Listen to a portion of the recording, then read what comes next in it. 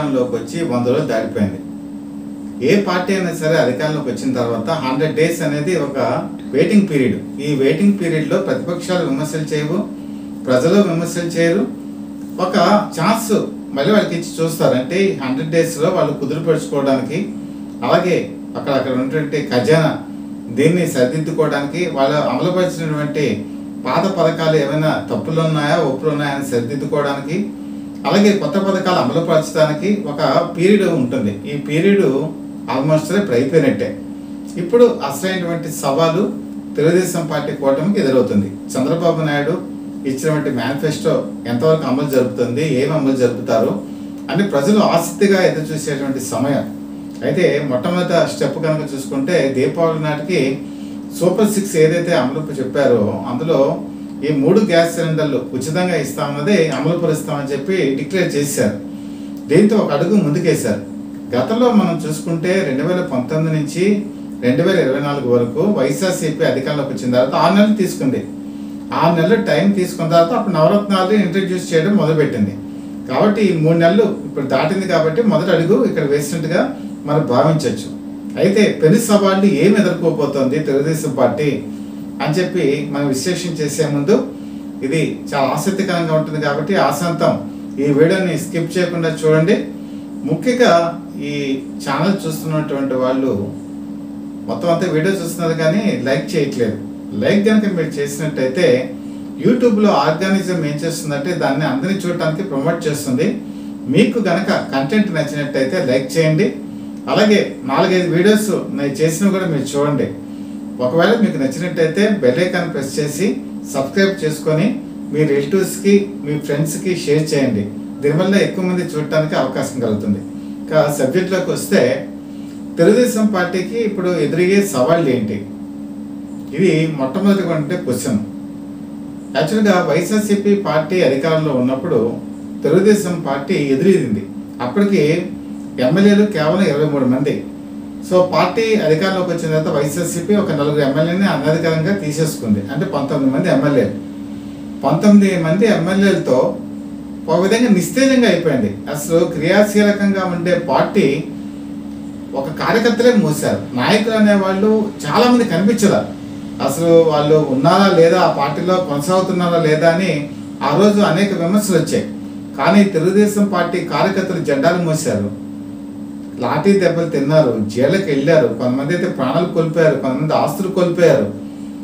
అలాంటి కార్యకర్తలు చాలా హోప్స్ పెట్టుకున్నారు. ఎందుకంటే పార్టీ అధికారంలోకి వచ్చిన తర్వాత మనకేదో మంచి జరుగుతుంది అని చెప్పి భావించారు. దానికి ఊతం ఇచ్చేటట్టు యువగళం వచ్చినప్పుడు యువగళంలో మరి లోకేష్ బాబు చెప్పింది ఏంటంటే ఎవరికి ఎక్కువ కేసులు ఉన్నాయి చేతులు ఎత్తండి అన్నప్పుడు ప్రతి సమావేశంలో చేతులు ఎత్తారు. కొంతమంది 22 కేసులు పెట్టించుకున్నారు, కొంతమంది 33 కేసులు పెట్టించుకున్నారు, చాలామంది కేసులు పెట్టించుకున్నారు.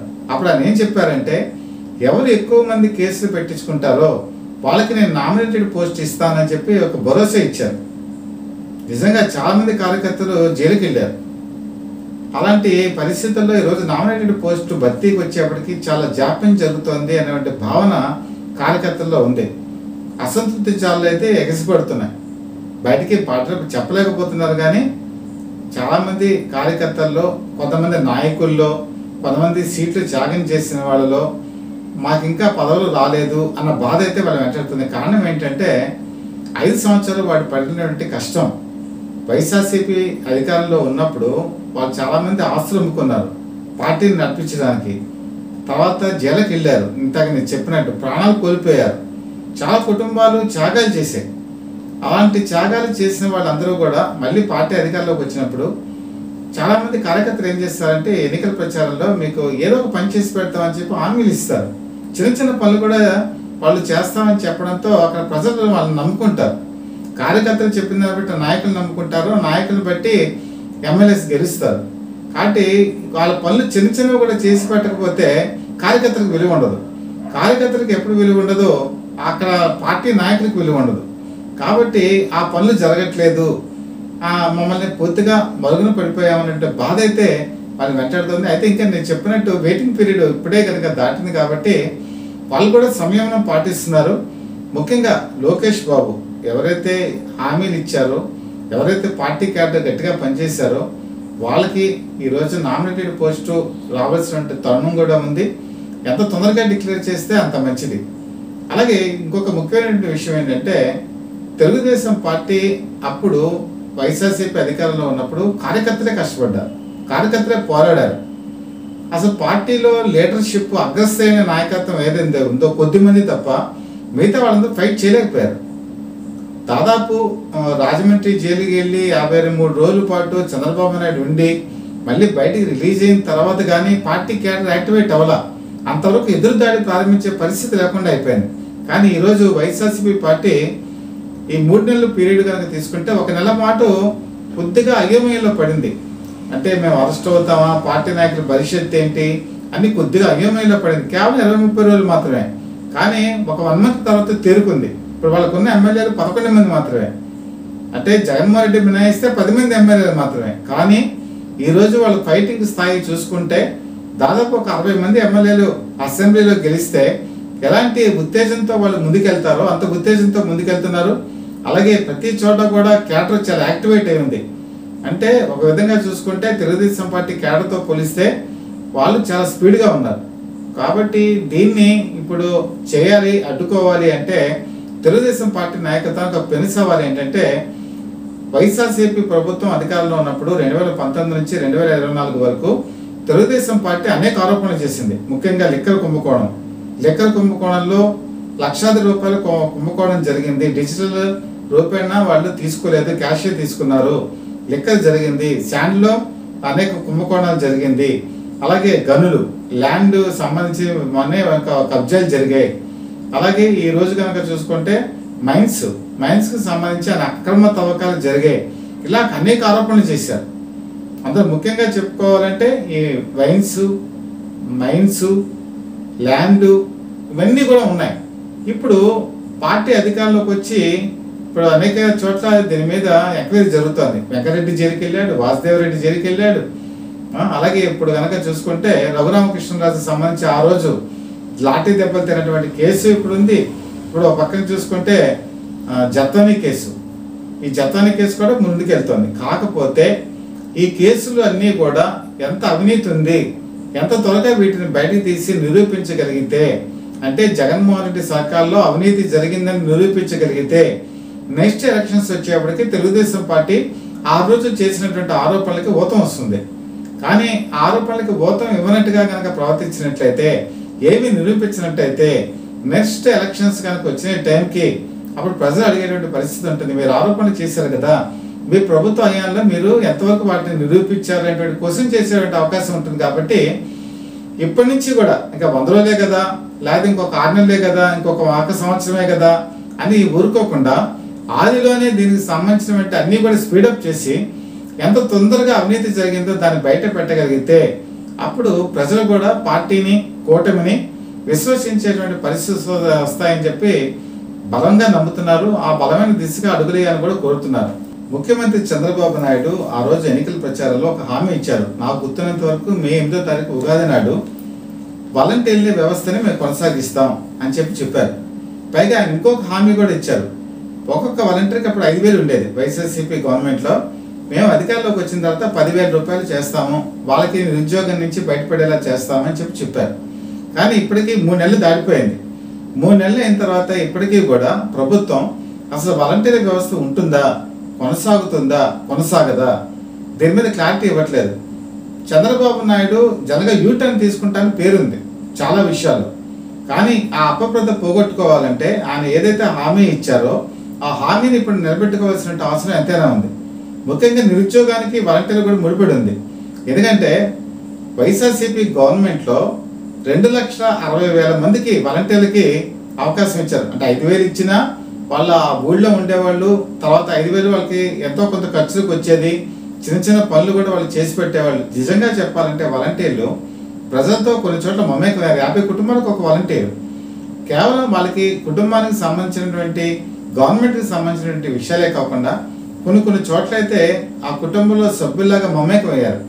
సపోజ్ ఒక కుటుంబంలో ఒక ముసలి వాళ్ళు ఉంటారు, వాళ్ళు ఎక్కడైనా మెడిసిన్స్ తెచ్చుకోవాలి, చివరికి మెడికల్ షాప్ నుంచి మెడిసిన్స్ కూడా తీసుకొచ్చి వాళ్ళకి ఇచ్చేవాళ్ళు, తర్వాత పెన్షన్ తీసుకొచ్చి ఇచ్చేవాళ్ళు.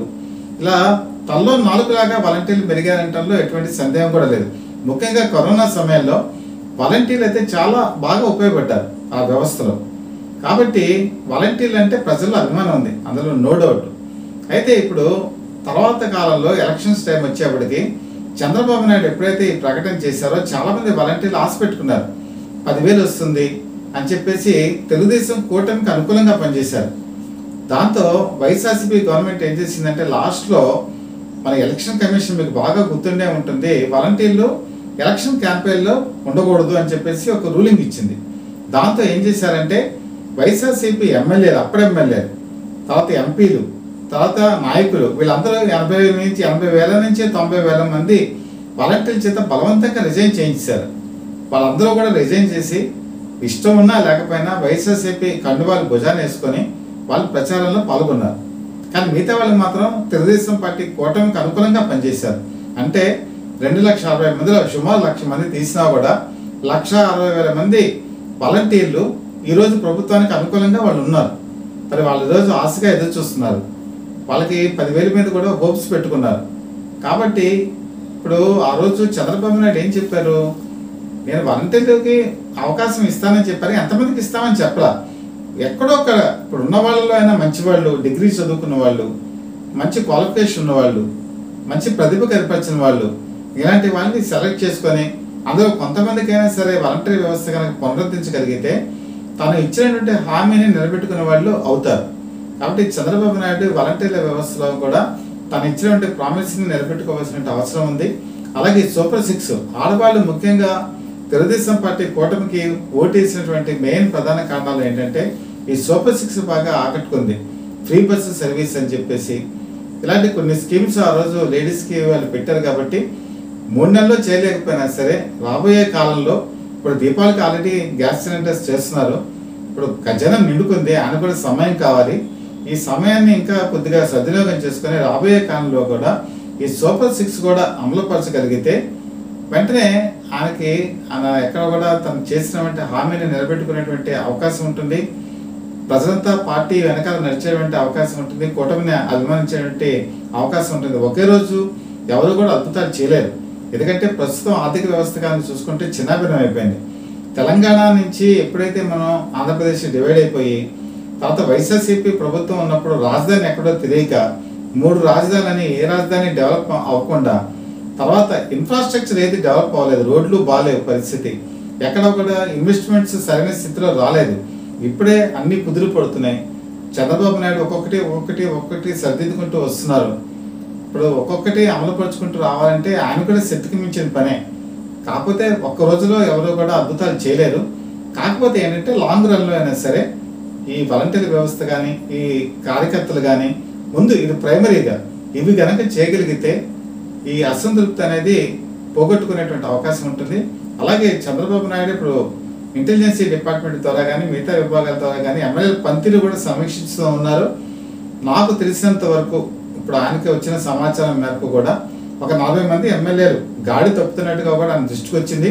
అందులో కొంతమంది జనసేన పార్టీ ఎమ్మెల్యేలు కూడా ఉన్నారు. ఈ విషయాన్ని మరి ఆ పార్టీ అధ్యక్షుడికి పవన్ కళ్యాణ్కి డిప్యూటీ సీఎం కూడా ఆయన ఇవ్వడం కూడా జరిగింది. ఇప్పుడు వాళ్ళిద్దరు కూడా కలిసి ఈ రెక్టిఫికేషన్ ప్రాసెస్ కూడా చేస్తున్నారు. ఎక్కడైతే గాడి తప్పుతున్నారో ఎమ్మెల్యేలు, ఎక్కడైతే అవినీతికి పాల్పడుతున్నారు అనేటువంటి ఆరోపణలు వచ్చిన చోట వాళ్ళని పిలిపించి హెచ్చరిస్తున్నట్టుగా కూడా తెలియవస్తుంది. ఎక్కడో కూడా క్రమశిక్షణ అనేది తప్పకుండా వెళ్ళాలి పార్టీ అని చెప్పేసి భావిస్తున్నారు. కాకపోతే అంటే కూటమిలో కూడా ఇప్పుడిప్పుడే అసంతృప్తి అనేది మొదలవుతుంది. నామినేటెడ్ పోస్ట్ విషయంలో కానీ లేకపోతే మిగతా ఆశించినటువంటి విషయంలో కానీ బీజేపీలో కూడా కొంత అసంతృప్తి ఉంది, జనసేనలో కూడా ఉంది. అది కామన్. కాకపోతే ఇప్పటికీ వాళ్ళు ఎక్కడ బయటపడట్లేదు. ముందు కలిసికట్టుగా వెళ్తారు, ఇంకా వండర్స్ చేస్తారని ప్రజలు నమ్ముతున్నారు. ఆ దిశగా వాళ్ళు అడుగు వేయాలని చెప్పి ప్రజలంతా కోరుకుంటున్నారు. ఆ కోరిక నెరవేరాలని కూడా మనం ఆశిద్దాం.